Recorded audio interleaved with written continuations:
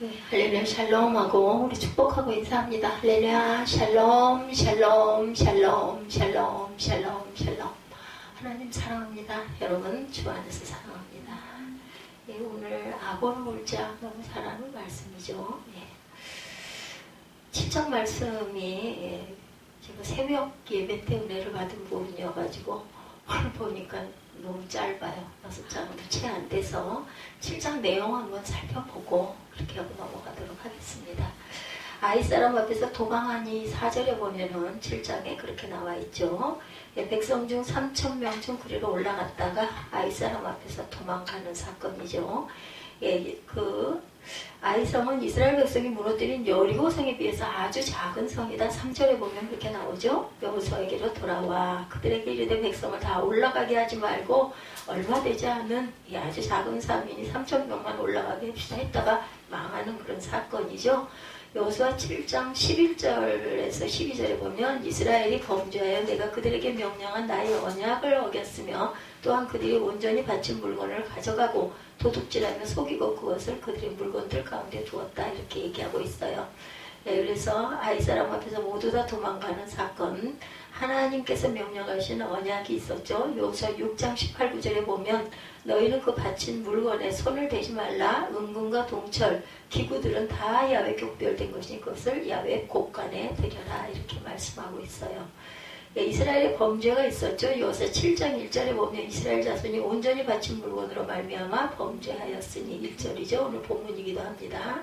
예, 이는 아간이 온전히 바친 물건을 어떻게 했어요? 슬쩍 가져버렸어요. 하나님께서 바치라 명령하신 예물들을 온전하게 바치지 않은 사건들이 많이 있죠.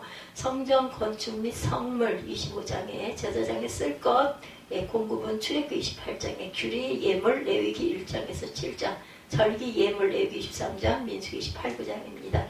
11조 예, 레위기 27장 30절에서 33장, 신명기 여러분들이 잘 아시는 14장 22, 3절이죠.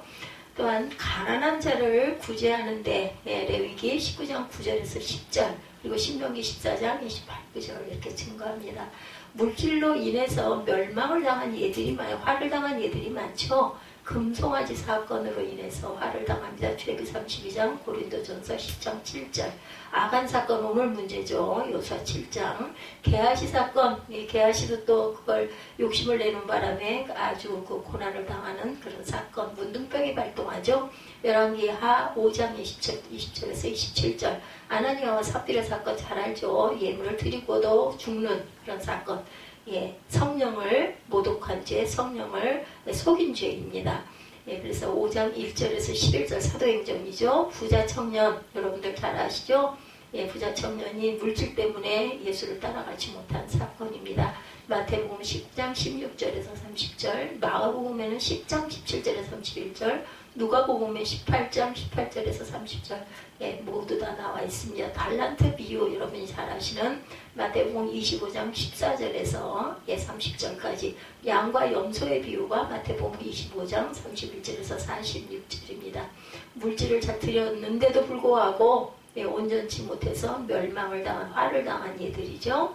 12절에 보면 너희와 함께 있지 아니하리라. 12절에 하나님께 바친 물건을 취하는 자와 하나님은 함께하지 않으세요. 이는 하나님은 범죄한 백성과는 동행하지 않기 때문에 온전히 드려야 합니다.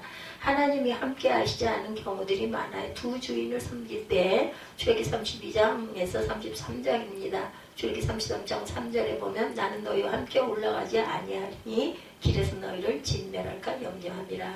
하나님의 것을 도둑질할 때 말라기 3장 7절에서 10절이죠. 내게로 돌아오라. 그러면 나도 너희에게로 돌아가리라. 우리가 어떻게 해야 돌아가리까? 사람이 어찌 하나님의 것을 도둑질하겠느냐고 11조와 범언물이라.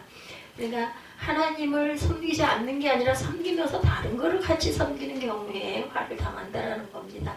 하나님을 믿지 못하고 거역할 때 민수기 13, 4절이죠. 민수기 14장 42, 3절에 보면 야훼께서 너희 중에 계시지 아니하니 올라가지 말라. 배반하였으니 야훼께서 너희와 함께 가지 아니하시리라. 죄를 지었을 때 다윗과 밧세바 사건 잘 아시죠.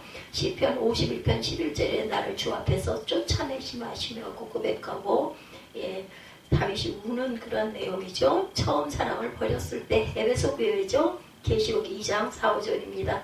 처음 사랑을 버렸느니라. 그러므로 회개하여 처음 행위를 가지라. 회개하지 아니하면 예 촛대를 그 자리에서 옮기리라. 성령이 함께 하시지 않는다라는 거죠. 16절에 보면 뽑혔고 나오죠.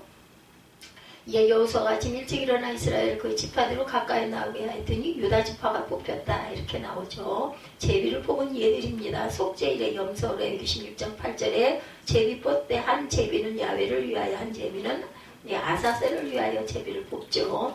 12지파의 땅 분배할 때도 제비를 뽑습니다. 민수기 26장 55절에 그 땅을 제비 뽑아 나누어 그들의 조상 지파의 이름을 따라 얻게 하여 주죠. 아간의 범죄 오늘 사건입니다. 14절에서 18절에 유다지파 세라의 증손이요 갈미의 아들인 아간이 뽑혔더라.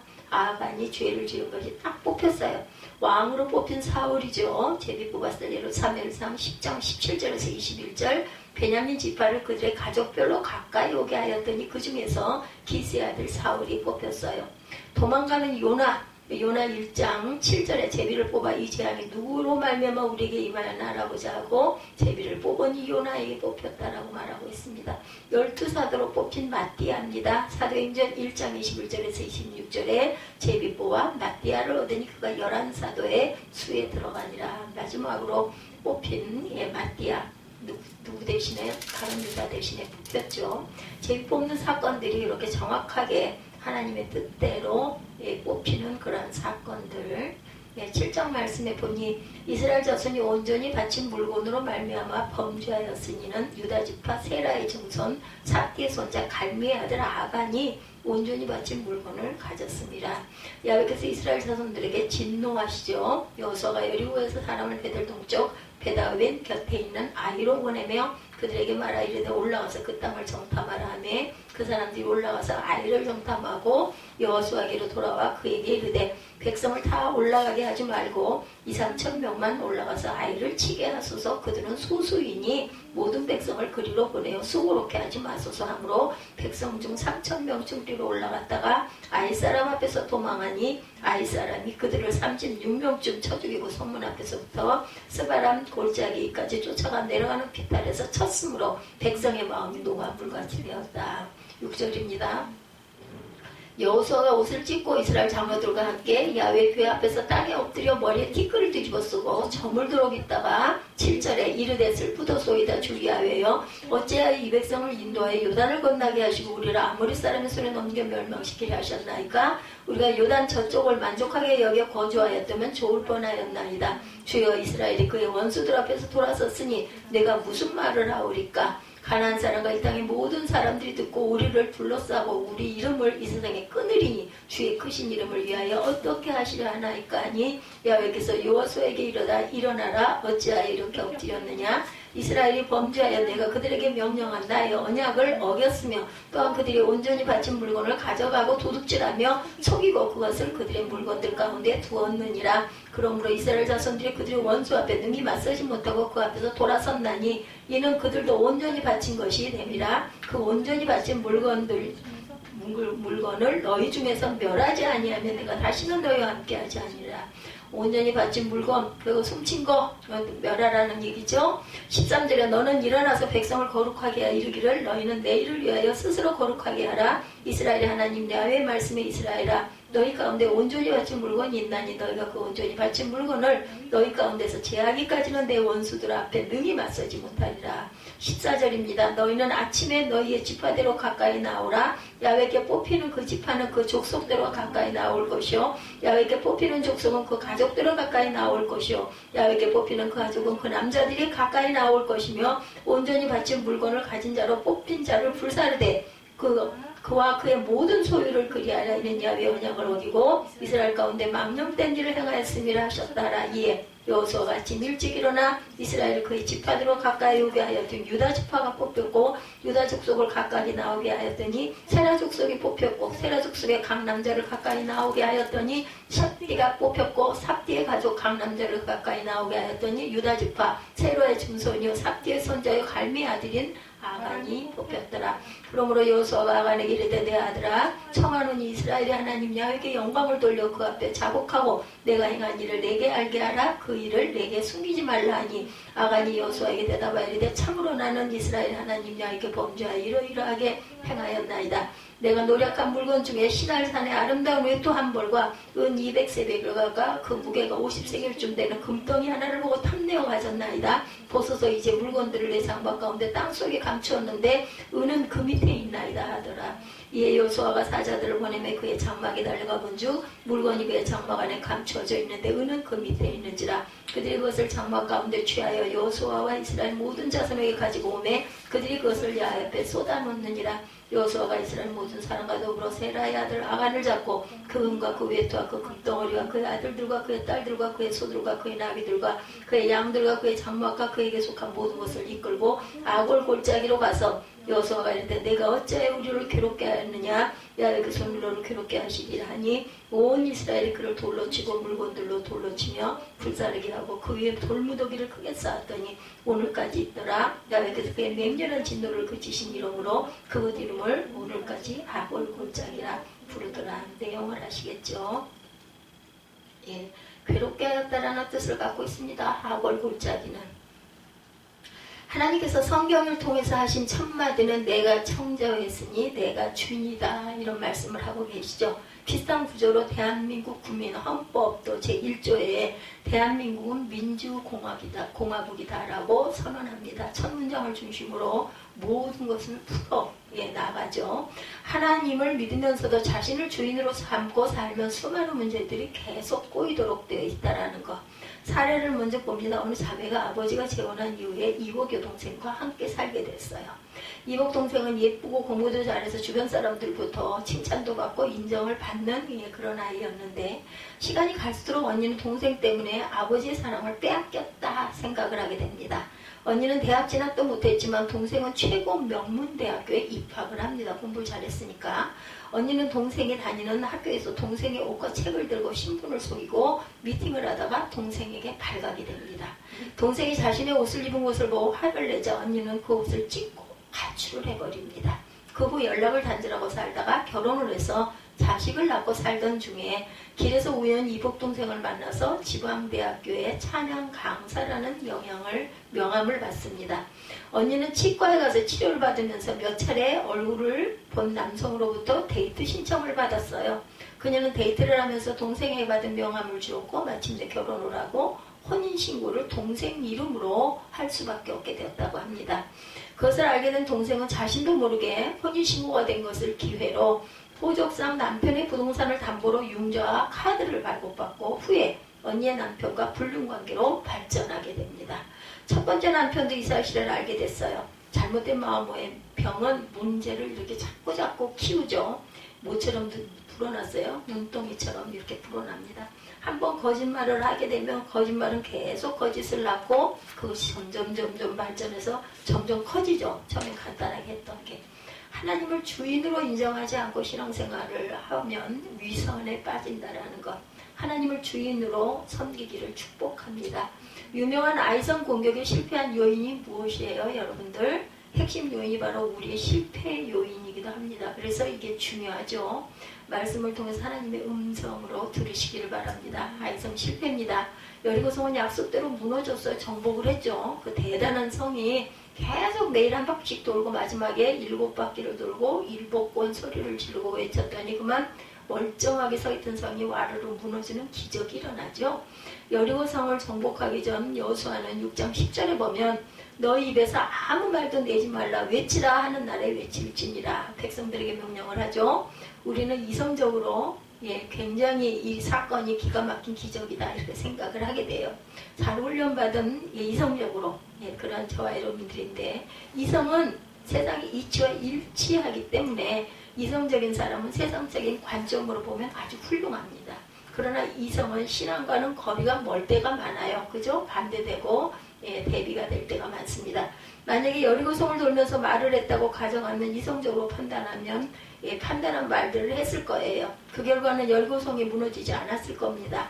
우리가 명심해야 될 부분은 옳은 소리가 하나님의 일을 망가뜨릴 때가 많다라는 것. 그래서 세상의 방법과 하나님의 방법은 다르고 세상에서 보면 하나님의 방법이 어리석게 느껴질 때가 너무나 많아요. 그죠? 그런데 결국은 나중에 시일이 많이 흐른 나중에 돌아보면 하나님의 방법이 옳았다라는 걸 뒤늦게 깨닫게 되죠.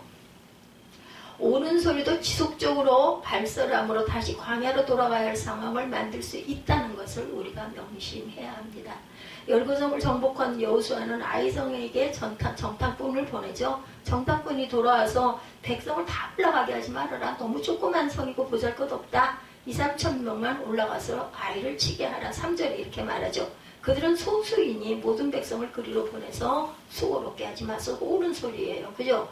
여리고성 같은 큰 성도 그렇게 해서 돌고 일주일 동안 돌고 나서 무너졌는데 이 조그마한 아이성에 이 많은 인원이 다 들어갈 필요가 없다라는 말 맞는 말이죠. 여호수아는 아이성 정복을 위해서 정탐꾼의 제안대로 3,000명 정도로 파병했는데 적에게 등을 보이고 도망쳤고 36명이 죽임을 당합니다. 공격 실패로 인해서 백성들의 마음이 녹아 물같이 되어버렸어. 이제는 단결이 되질 않습니다. 여호수아는 하나님께 아이성 공격 실패로 가나안 원주민들이 자신들을 포위하고 공격할 것이고 그렇게 되면 우리는 이름을 이을 자가 없이 세상에서 다 죽을 것이다. 끊어질 것이다. 이렇게 고백합니다. 하나님의 이름도 땅에 떨어질 것이라고 간절하게 기도하는 부분이 7장에 보면 나오고 있죠.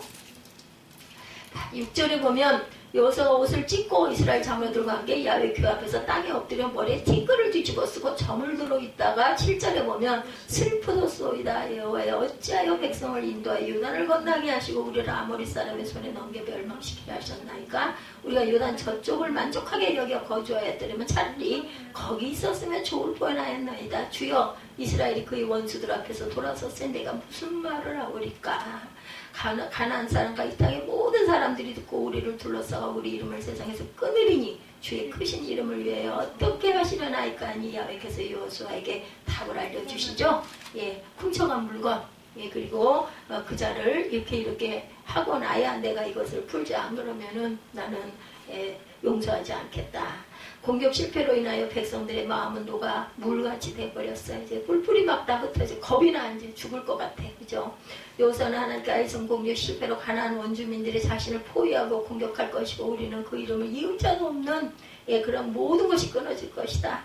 실패의 원인이에요. 하나님께서 통곡하는 여호수아에게 답을 주시죠. 이스라엘의 범죄하여 내가 그들에게 명령한 나의 언약을 어겼으며 그들이 온전히 바친 물건을 가져가고 도둑질하며 속이고 그것을 그들의 물건 가운데 두었느니라.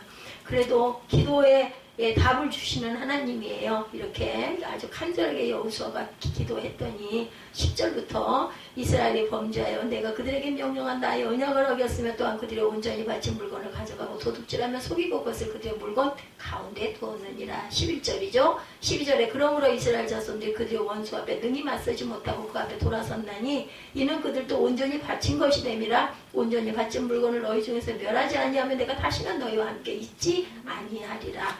답을 주셨어요. 12절에 멸하라고 하시죠. 그러니 안 멸할 수가 없죠. 그래서 멸하는 과정이 나옵니다. 너희가 그 온전히 바친 물건을 너희 가운데서 제하기까지는 내 원수들 앞에 능히 맞서지 못하리라. 우리는 아이성이 정탐꾼의 보고와 우리말이 주는 느낌까지 더해서 작은 성, 맞아요. 작은 성. 그러나 여리고성보다 훨씬 많은 인구가 그 안에는 살고 있었다. 왜냐하면 여호수아는 들어가지 않았어요. 그 처음에 여리고성은. 그죠? 돌기만 했어요. 그 안에 어떤 사람들이 어떻게 살고 있는지 아무것도 알지 못한 채 무너졌는데 아이성은 정말 작고 보잘 것도 없지만 그 안에는 많은 사람들이 살고 있었다는 거예요. 학자들의 말에 여리고성에는 약 1,500명이 살고 있었고 전쟁을 피하기 위해서 성 밖에서 살던 사람들이 피난 와서 2~3천 명 정도 있었다. 이렇게 나타나 있습니다. 이건 이제 신학자들이 조사를 했겠죠. 이제 신학은 이런 속에 우리가 보고 있는 성경 말씀의 이면에 있는 내용들을 조사를 해서 그것을 논문들을 써가지고 우리에게 증거를 대는 거예요. 그 말씀 속에 있는 그 말씀을 막 파헤쳐가지고 이상한 방향으로 꽈서 그걸 증거하는 게 아니라 학자들은 이런 부분들을 어떻게 여리고성은 어떻게 생겨 있었고 아이성의 규모는 얼마며 그 시대는 어땠고 그들의 문화는 어떠했고 이런 것들을 우리에게 증거해 주는 거죠. 그러나 아이성은 여호수아 8장 25절에 보면 그날에 엎드린 아이 사람들은 남녀가 모두 12,000 2,000명이다 이렇게 나옵니다. 8장 25절에 분명 여리고성보다 훨씬 더 많은 인구가 살고 있어요. 그죠? 예, 1,500명 정도밖에 안 산다 그러죠. 그리고 밖에 나와 살던 사람들이 2,000~3,000명, 뭐 그래봐야 4,500명 정도잖아요. 근데 아이성은 8장 25절에 보면은 12,000명이다. 분명히 여리성보다 훨씬 더 많은 인구가 그 작은 성에 살고 있었다. 그럼에도 왜 정탐꾼을 2~3,000명으로 정복할 수 있다고 했는가? 예, 하나님은 아간의 범죄로 진노하셨고 진노가 전쟁의 실패로 이어진 것이고 전쟁의 실패를 위해서 정탐꾼의 판단을 흐리게 한 거죠. 아간의 범죄는 외형상 탐심이었지만 핵심은 하나님의 주권을 인정하지 않았기 때문에 죽으리라 했는데 그거 믿었으면 그걸 훔쳤겠어요? 그죠? 그 시절에는 지금 같지 않게 지금은 죄를 짓고도 잘 사는 사람들이 많아요. 별로 무슨 피해가 있는 일이 없는데 그때는 어때요? 죄 지면 그냥 딱딱 드러나잖아요. 그죠? 그거 얼른 회개하고 그거 얼른 잡아내지 않으면은 쉽게 여러분들 그 요나 이야기 아시죠? 결국은 그래서 요나를 물에다가 첨벙 집어 던지고 나니까 파도가 잠잠해졌어요. 이런 사건들이 비일비재로 일어나는 그때에 하나님이 살아계신다라는 거를 이렇게 죄를 지면은 죽을 거리라는 걸 알았더라면은 아간이 그 외투가 아무리 욕심이 났다고 그걸 감추고 그 금을 감추고 은을 감췄겠냐는 거죠. 그런데 하나님의 말씀이나 하나님의 그 엄유하심을 인정하지 않았기 때문에 이렇게 죄를 진 거죠. 하나님께서 일하셔야 아이성뿐만 아니라 나머지 가나안 성들도 점령할 수 있다. 그래서 여리고성의 모든 것은 하나님께 바치라고 나와 있는 거예요. 생명이 있는 것은 모두 진멸하라고 하신 것은 가나안 원주민들의 풍습을 빠르지 말게 하기 위해서 다 진멸하라고. 근데 결국은 다 진멸하지 않은 바람에 어떻게 됐어요? 이방 종교와 막 혼합이 되죠. 결국은 그래가지고 전부 다 결국은 멸망을 하게 됩니다. 바벨론에게 멸망을 당하는 결과가 나타나죠. 목축업을 하던 사람들이 농경생활을 하면서 비와 풍요를 제공하는 바알을 따를 수밖에 없어. 비가 와야 목축업을 하는 사람들이 풀이 자라야 그 양들이 풀을 뜯어 먹으면서 자랄 수가 있기 때문에 하나님은 애국에서도 홍해에서도 광야에서도 가나안에서도 어느 곳에서나 역사하시는 하나님이시라는 것. 21세기에도 동일하신 하나님, 하나님을 주인 삼은 백성을 하나님은 지켜주신다라는 것을 잊지 마시기 바랍니다. 시대가 아무리 흘러도 지금 요즘에 여러분들 어떠셨어요? 코로나 바이러스가 있을 때 저는 치료받지 한 발 한 발 걸으면서 디디면서 걸어가고 있다라는 생각을 늘 매일같이 했습니다. 더구나 건강이 나쁘다 보니까 내가 오늘까지가 마지막 날일 수도 있어. 이런 생각 정말 여러분들이 생각할 때는 뭐 맨날 뭐 올해밖에 내가 못 살 거야 나는 1~2년도 못 살 거야 이런 얘기를 왜 입에 입버릇처럼 하나 이렇게 생각을 하실 수 있어요. 물론 저도 조심을 해야 되겠지만 그게 사실은 제 고백이에요. 정말 매일매일이에요. 요번에 정말 감기를 얼마나 심하게 앓았는지 몰라요. 몇 날 며칠을 감기를 앓는데 정말 인정이 그립더라고요. 하나님도 계시지만 하나님을 의지하니까 내가 하루하루를 마음의 평강을 가지고 기쁜 마음으로 살고 하나님이 주신 생명처럼 주신 도구 수영을 붙들고 매일같이 아무리 그러니까 주변에 생각할 때는 수영을 갔다 올 정도면 뭐 웬만한 거지 이렇게 생각할지는 모르지만요. 정말 죽을 기를 쓰면서 거기를 가서 수영을 하고 나면 그렇게 죽겠던 감기가 수영하는 그 2시간 동안은 잊어버려요. 재채기도 안 하고 콧물도 안 나고 눈물도 안 나고 그냥 수영을 잘하고 힘도 나고 웬일인지 모르겠지만은 요 며칠 동안은 굉장히 시간이 단축이 됐어요. 제가 시간을 늘 보거든요. 1시간 40분 정도 걸려야 50바퀴를 도는데 이제는 한 15분 정도가 단축이 돼서 끝이 나더라고요. 그러고 난 7, 8바퀴를 더 돌고 나올 수 있게. 그런데 나중에 여기를 와가지고 일단 또 오면은 막 정리할 게 30~40분 뭐 아이 밥도 줘야 되고 뭐 치워야 되고 뭐 또 씻어야 되고 닦아야 되고 뭐 해야죠. 쓸어야 되고 뭐 물도 줘야 되고 뭐 일이 얼마나 많은지 모릅니다. 그렇게 돼가지고 딱 자리에 10시가 넘어가지고 딱 누우면 여기 오는 시간이 9시쯤 되니까 어저께 같은 경우도 누워있는데요. 도저히 이게 기대고 누워서 뭘 좀 해야 되니까 그걸 보고 있는데 정신이 하나도 없더라고요. 온몸이 무너지게 막 이제 그때부터 이제 온몸의 근육들이 그냥 다 풀리는 것 같아요. 그렇게 하고는 내가 내 정신이 아니 그냥 정신을 잃어가지고 그냥 다 끌고 얼렁얼렁 다 꺼버리고 불도 끄고 불을 늘 앞에 것만 불을 켜니까 그렇게 하고 진짜 내 정신을 못 차리고 누워가지고 완전히 그냥 죽은 듯이 잔 거죠. 그러고는 눈을 뜨니까 11시 47분인가 이게 아침이야 저녁이야 항상 나는 깜짝 놀라니까 그렇게 깼으니까 그 정도로 제가 굉장히 긴장을 많이 하고 몰두를 했다라는 거죠. 그러니까 나중엔 그냥 온몸이 다 풀리면서 그리고 뭐 돌아오면은 뭐 그때부터 뭐 재채기 기침 아주 말 그리고 한 2, 3일 동안은 한 이틀 이상을 눈물과 콧물이 나가지고 아무것도 할 수가 없어요. 화면을 볼 수가 없어 눈물 때문에 아예 그냥 수건을 눈에다가 대고 그렇게 하면서 눈물약을 계속 넣고 하는데도 뭐 눈물 콧물 기침 뭐 약을 하도 먹었더니 나중에는 이제 막 설사를 줄줄 해가지고 감기약을 못 먹어요. 약들 먹은 것 때문에 항생제를 먹어야 되잖아. 목이 너무 아파가지고 가글을 하고 그냥 뭐 그 약을 삼키고 그리고 또 그 코피 시럽인가 그거 먹으면 졸고 자는데 뭐 방법이 없으니까 가진 수단을 다 동원을 하고도 안 되다가 문득 생각이 나가지고 또 약도 다 떨어졌어. 감기약도 그동안 워낙 안 짓고 놔뒀던 것 내가 먼저가 아니라 이제 아들이 먼저 먹어가지고 그 약들을 거의 다 먹고 말미에 내가 걸렸으니까 그래가지고는 병원에 갔죠. 가가지고 원장 선생님한테 약을 좀 달라고 그랬더니 뭐 그 양반은 맨날 하는 게 등 두들겨 보고 청진기 대보는 게 일이시니까 아이고 그 등을 그렇게 두들기면 나는 큰일 났는데 등을 그냥 툭툭 쳐가지고 얼마나 긴장을 했는지 몰라. 그렇게 했더니 뭐 주사 하나 놔주라고 주사 맞고 나니까 금방 그 근육 아프던 것들이 조금 좀 편해지는 느낌 순간 그 뭐 오래 가겠어요. 순간 들고 하여튼 그렇게 하고 약을 일주일분밖에 또 요즘에 또 이상해지셨어. 안 그러더니 그래서 또 일부러 또 그걸 들고 들어가가지고 이거 일주일분만 주시면 안 된다고 아들도 감기가 와서 저랑 같이 약을 먹기 때문에 죄송한데 일주일분 좀 주시라고 부탁을 했더니 이거 준 것도 많이 주는 거라고 하고 중얼중얼 하시더니 그래서 또 엑스페로라고 또 다시 만들어 주셔서 약을 갖고 와가지고 먹었는데 약을 먹을 수가 없어서 말면은 한 2, 3일, 한 이틀 전부터는 감기약도 못 먹고 아예 그 약도 못 먹고 물약도 못 먹고 아무 약도 못 먹었어요. 못 먹고 그냥 견디고 버티는 수밖에 없겠다. 그러면서도 시간 되면은 아주 어김없이 그 아들이 그 많이 도와줬죠. 예, 수영을 같이 가니까 운전도 해주고 기다려주기도 하고 그나마 그거 짐이 하나 덜어져가지고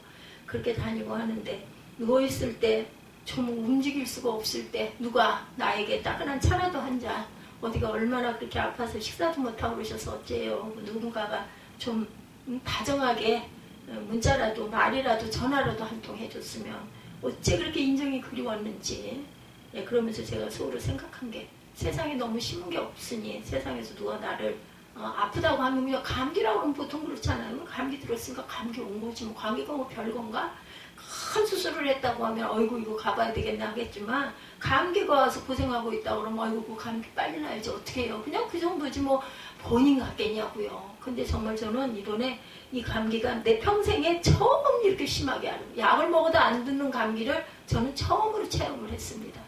예, 그래도 새벽 예배 시간에 새벽 예배를 드리게 해주시고 새벽 예배를 제가 아닌 날까지 날짜를 쳐서 예배를 드리기 때문에 어떤 날은 2편도 3편도 올라가기도 하죠. 예, 그리고 못다한 잘못된 거 교정하느라고 또 다시 또 근데 그게 참 저에게는 은혜고 복이에요.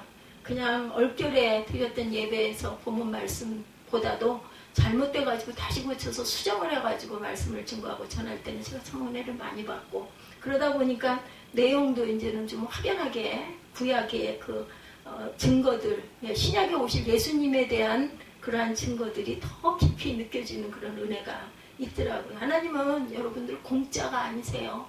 성경을 멀리하지 마시고 아유 예배 뭐 다 그렇지 이렇게 생각하지 마시고 살아계신 하나님을 만나시는 2023년이 되시기를 주님의 이름으로 축복합니다. 21세기에도 동일하신 하나님을 주인 삼은 하나님의 자녀들 저와 여러분들 문제 가운데만 하나님께 기도하고 그것만 구하시지 마시고 우리의 일상생활 가운데 하나님이 나와 어떻게 동행하시는지 제가 감기를 통해서 그 인정 그리고 하나님 사랑이 없었더라면 내가 이렇게 살아있을 수 있겠는가 뭘 바라고 뭘 소망하고 천국에 없다 하면은 제가 하루하루를 이렇게 성실하게 충실하게 열심히 세상에 있는 거 여러분들 그렇게 꼭 좋기만 하세요? 아니더라고요. 어떻게 생각하면 게을러서 그런지는 모르겠지만 정말 너무 힘이 드니까요. 그냥 다 놨으면 좋겠을 때가 너무나 많아요. 그 순간이. 그러면 이런 고통 이걸 견뎌야 되고 극복해야 되고 이겨야 되는 이거 안 해도 될 거 아니냐고 그런 생각이 들음에도 불구하고 하나님이 주신 생명이고 시간이고 숨 쉬는 거니까 마지막 어느 지점 끝인지는 모르지만 그때까지 내가 가야 되지 않겠나 이런 마음이 들어가지고 또 일어나고 그러다 보니까 옆에 가장 가깝게 있는 사람에게 10번, 몇십 번을 참다가 한 번 정도 말을 시작하다 보면 말이 나오죠. 그래서 느끼고 깨달은 거는 아무런 관계없는 사람은 원망 안 해요. 절대로. 그런데 관계가 있고 내가 정을 좀 받고 싶은 사람 내가 생각하고 있는 내 머리에 들어와 있는 사람들에게는 왜 그렇게 섭섭한 생각이 많이 드는지 그렇다고 나 아파 뭐 이런 얘기를 뭐 해본들 뭐 맨날 아픈 사람 그죠? 그게 정말 중요해요. 건강했던 사람이 아유 내가 이렇게 아파 죽겠다라고 하면 어이구 왜 그러세요 건강하시더니 이럴 건데 저는 매일매일 아픈 사람이다 보니까 거기다가 더해서 감기 좀 앓는다고 얘기를 하는들 뭐 누가 눈이나 꼼짝하겠냐고요. 그래서 옛말에 김병에 비해 효자가 없다라는 말이 있나 보다 하는 생각을 했습니다. 내가 심은 게 없고 상대방들 감기 왔다고 한들 뭐 나는 뭐 거기 그때 뭐 얼마나 뭐 내가 쫓아가가지고 뭐 죽이라도 끓여줘봤냐고요. 그런 거 안 하면서 무슨 내가 뭘 받기를 차 한 잔 따뜻한 물 한 모금 줄 사람이 없어서 내가 몸을 못 움직이면 나는 그냥 이러다가 그냥 말겠구나 하는 생각이 드는데 그건 내 생각이죠. 내가 몸을 못 움직인다면. 그래도 감사한 건 뭐래도 붙잡고 내가 일어날 수 있으니 얼마나 감사한가. 일어나서 내가 저기까지 갈 수 있는 게 얼마나 그나마 감사한가. 뭐를 씻고 닦을 수도 있고 뭐를 끓일 수도 있고 그래도 아직은 아들을 위해서 밥이라도 비벼서 주려고 하는 힘이 있으니 움직일 수 있으니 만약에 내가 그걸 못한다면 내 아들이 내 옆에 있을까? 그런 생각이 들어요. 그리고 아들아이다 보니까 얘기를 한들 아이고 우리 엄마 그렇게 아파서 어떡해 뭐 와가지고 뭐 어깨라도 좀 주물러 드릴까? 내가 뭐라도 좀 해드릴까? 뭐라도 좀 사드릴까? 뭐 이런 얘기 한마디 안 하죠. 참 그게 너무너무 야속한데 정을 받고 싶어서 그런 것 같더라고요. 꼭 내가 그렇게 먹고 싶어서 그런 게 아니라 상현아 이거 먹고 싶니? 사갖고 갈까? 제가 그렇게 얘기한다고 뭐라고 그러더라고요. 차라리 그냥 솔직하게 이것 좀 사먹자. 왜 얘기를 안 하고 나한테 물어보는 식으로 해가지고 그냥 뭐 자기는 별로 그러면 그래 그냥 가자. 왜 그렇게 하냐는 거죠. 근데 참 그게 엄마의 마음인 것 같아. 애가 별로라는데 그걸 뭐 굳이 그걸 내가 먹겠다고 내가 정말 먹고 싶어 죽겠으면 사겠죠. 근데 뭐 이래도 되고 입맛이 없어. 냄새가 안 나니까. 그럼 이것도 싫고 그냥 혹시 그 전에 먹었던 그거 좀 먹어보면 좀 날라나? 기운은 없는데 그렇게 해서 얘기를 하다 보면 좀 녀석이 좀 헤아리고 아 엄마가 저게 먹고 싶은가 보구나. 한 번도 아니고 두 번, 세 번씩 얘기를 하면 지가 좀 별로라도 그래 사고 갑시다. 나도 하나 먹고 그 바람에 일해주면 좋은데 아직 그 정도가 아닌 거예요. 그래가지고 그걸로 인해서 또 얘기를 하다 상처를 받고 결론 아무것도 얘기하지 말자. 아무것도 얘기하지 말고 그런 거 애끼지 말고 내가 먹고 싶으면 내가 결단을 해서 가주기는 하니까 내가 얼른 내려가가지고 사가지고 가면 되지. 그걸 뭘 결론을 못 내리고 그냥 나도 별로니까 맛이 뭐 그게 꼭 먹고 싶어서가 아니라 기력은 없으니까 이거라도 좀 먹어볼까 했는데 그렇게 말하면 그냥 아이 그래 그냥 나도 포기하자. 먹을 게 없는 건 아닌데 그렇게 해서 돌아오게 되면은 마음에 그게 참 섭섭함으로 남더라고요. 그럼 나는 뭐 그 나이에 내 부모에게 그렇게 했냐고요. 더도 못했겠죠. 저는 참 부모에게 잘못한 게 너무나 많아서 지금까지도 가슴이 아파요. 왜 그때 그걸 엄마의 그 단점, 속성 이런 것만 생각하고 뭘 내달라고 할 때 내드리질 않았을까. 그러든 말든 간에 있었으면 드렸어야 옳은 건데 참 그래서 보면 율법이 사랑을 주지를 못하는 거구나. 옳지 않은 거를 너무나 많이 행하셨어. 그렇더라도 엄마가 힘들고 어려워서 가진 게 없어가지고 뭘 좀 달라고 하셨을 때 내가 기쁘게 얼른 드릴 걸. 지금 내가 인제 돼 보니까 이러니 뭐 후회해도 소용이 없는 거죠. 그래서 제가 이것도 감사한 거죠. 오늘 선물 사다가 향수 사다가 그렇게 주고 하는 걸 보면서 고맙기도 했지만 한편으로는 아이고 뭐 이런 걸 굳이 이렇게 꼭 진화 잘 먹고 잘 보고 편안하게 누리고 오지 뭐 그냥 하나나 기념품 하나나 제주도니까 저도 가려고 하다 못 가고 이제 1년이 밀리네요. 애가 1년이 돼야 끝나니 그게 끝나야 나 가지 않겠어요. 갈 수 있을지 없을지 알지도 못하겠지만 제주도 하면 정말 자연 예, 그 물빛 잊을 수가 없죠. 그래서 제가 한참 다닐 때는 7, 8번 제주도를 간 것 같습니다. 벌써 한 거의 20년 가까이 됐지만, 그래서 그것도 또 하나님이 승낙해 주시면, 하나님이 그래 다녀와라 기회를 주시면 갈 수 있는 거죠. 아무리 계획을 한다 할지라도 걸음을 인도하시는 분은 하나님이다.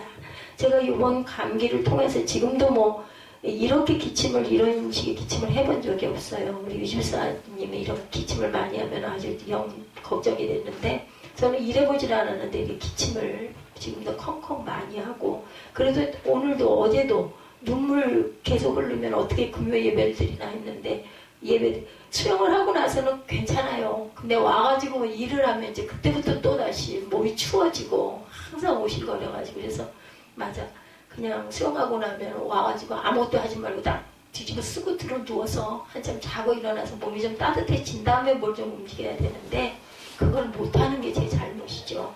우선 애 줘야 될 거, 치워야 될 거 놓고는 못 있으니까 해놓고 딱 누우려고 하는 그런 게 있다 보니까, 그런데 못 고칠 것 같아요. 돌아갈 때까지. 이거는 제거해야 할 나중심 신앙, 이것들을 제거해야 합니다. 하나님께서 범죄자를 색출해서 온전히 바친 물건을 가진 자로 뽑힌 자를 불사르라고 말씀하시죠.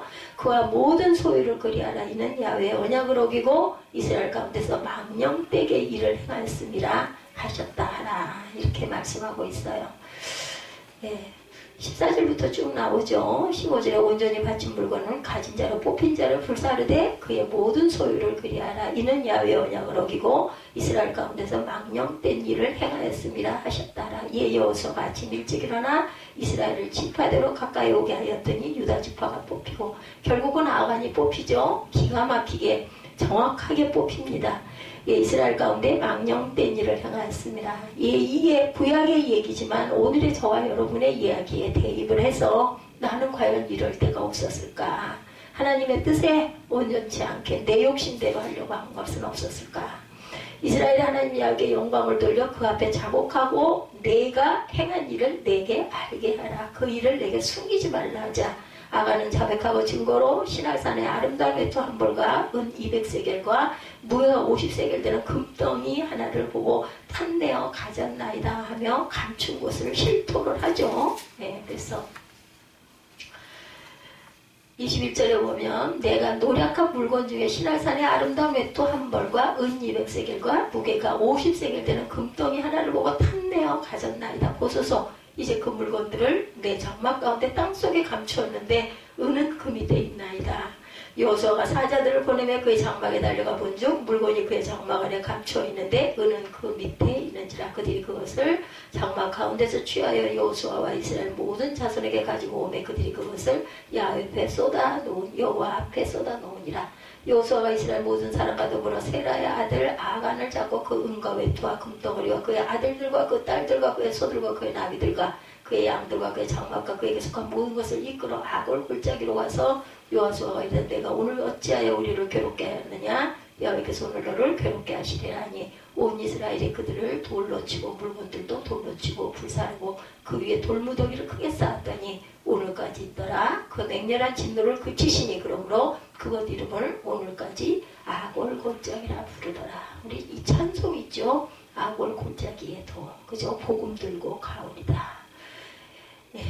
여호수아는 아간에게 이렇게 얘기합니다. 아간은 자백하죠. 이렇게 탐내서 가졌다. 그의 나귀와 양들과 장막 거기에서 모든 것을 이끌고 아골 골짜기로 가서 아간은 돌로 치고 물건들을 불사르고 그 위에 돌무더기를 크게 쌓았더라.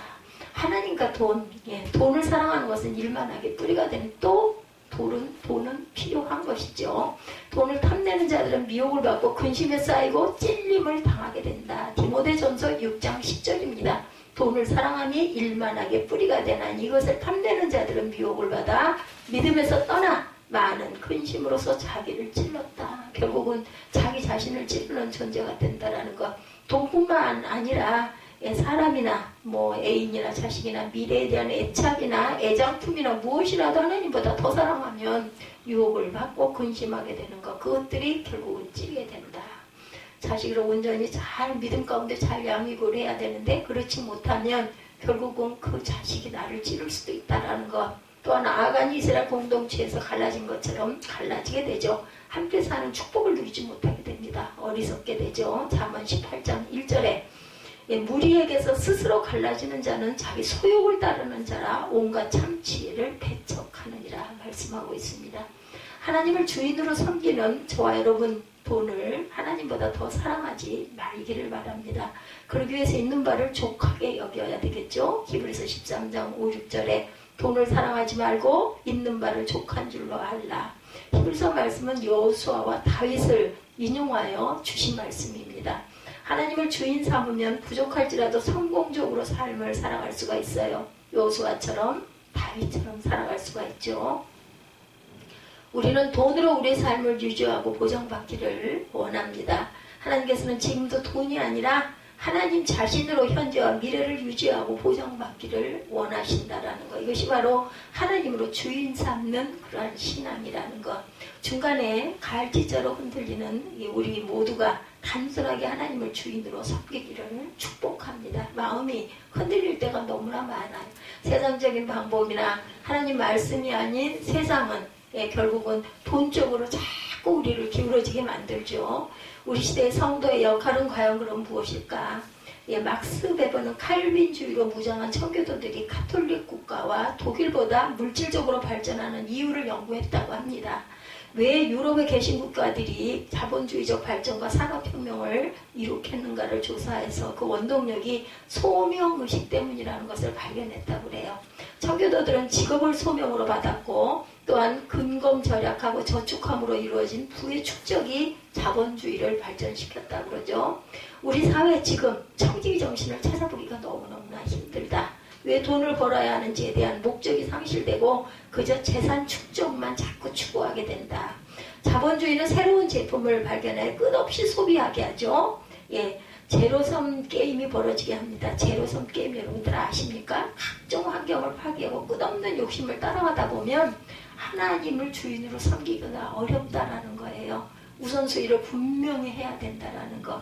성삼위 하나님이 주인이시라는 것. 하나님이시면 된다는 믿음으로 자본주의 정신을 회복하는 오늘이 되어야 된다는 거죠. 왜 돈을 벌고 불려야 하는지에 대한 목적을 잃어버리고 그저 돈을 벌기 위해 끊임없이 애쓰는 현실만이 존재하는 시대 속에서 이제 우리는 자본주의 출발점으로 돌아가 자본주의 정신을 회복하시기를 축복합니다.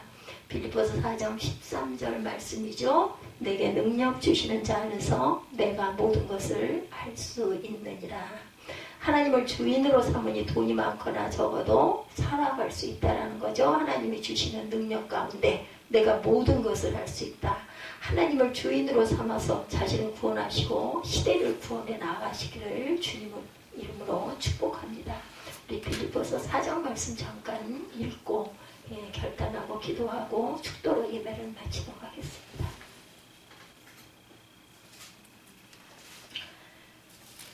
빌립보서 4장 321페이지네요. 13절 주변.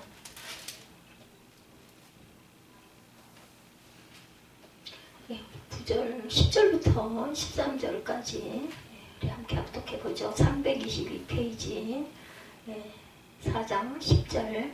내가 주 안에서 크게 기뻐하면 너희가 나를 생각하던 것이 이제 다시 싹이 남이니 너희가 또한 이를 위하여 생각을 하였으나 기회가 없었느니라. 내가 궁핍함으로 말하는 것이 아니니라. 어떠한 형편이든지 나는 자족하기를 배웠나니 나는 비천에 처할 줄도 알고 풍부에 처할 줄도 알아. 모든 일 곧 배부름과 배고픔과 풍부와 궁핍에도 처할 줄을 아는 일체의 비결을 배웠노라. 내게 능력 주시는 자라서 내는 것을 할 수 있느니라. 어땠어요? 바울이 정말 이런 아픔과 고통 속에서도 나는 정말 하나님께 주신 그 능력으로 내가 모든 것을 일체를 극복할 수 있는 비결을 배웠다라는 거죠. 그렇기 때문에 내게 능력 주시는 자 누구? 하나님 안에서 내가 모든 것을 할 수 있느니라. 그러나 너희가 내 괴로움에 함께 참여하였으니 잘하였도다. 이렇게 축복하고 있죠. 17절에 내가 선물을 구함이 아니요 오직 너에게 유익하도록 풍성한 열매를 구함이니라. 18절에는 내게는 모든 것이 있고 또 풍부한지라 에바브로 디도 편에 너희가 준 것을 받음으로 내가 풍족하니 이는 받으실 만한 향기 향기로운 제물이요 하나님을 기쁘시게 한 것이라. 나의 하나님이 그리스도 예수 안에서 영광 가운데 그 풍성한 대로 너희 모든 쓸 것을 채우시리라. 하나님 곧 우리 아버지께 세세 무토록 영광을 돌릴지어다. 하나님께서 이런 방법으로 사람을 통해서든 환경을 통해서든 우리의 부족한 부분을 반드시 채워주신다라는 것을 잊지 아니하시는 저와 여러분들이 되시기를 주님의 이름으로 축복